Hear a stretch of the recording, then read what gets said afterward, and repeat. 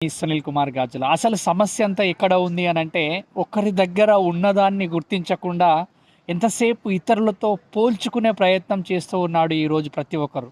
అవునా? కాదా? అనంటే అవును కదా!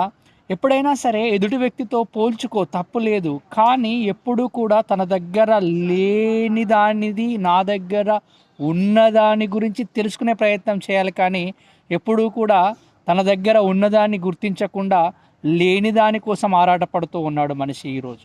ఈ పోల్చుకోవడం వల్లనే చాలామంది విజయానికి చేరువ కాలేకుండా అశాంతికి లోనైపోయి, ఆనందాన్ని కోల్పోయి అక్కడే ఆగిపోతూ ఉన్నారు కదా!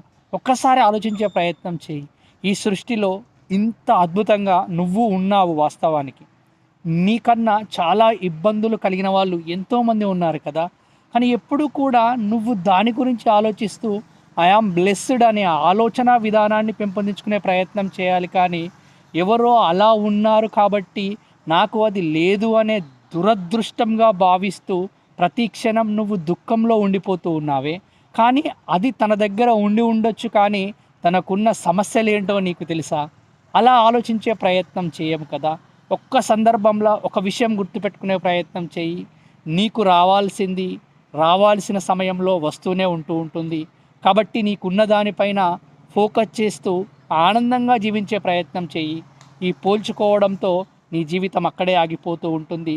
ఆ పోల్చుకోవడాన్ని మానేసి పనిపైన ఫోకస్ చేసే ప్రయత్నం చెయ్యి. అద్భుతమైన విజయం సాధించగలుగుతావు.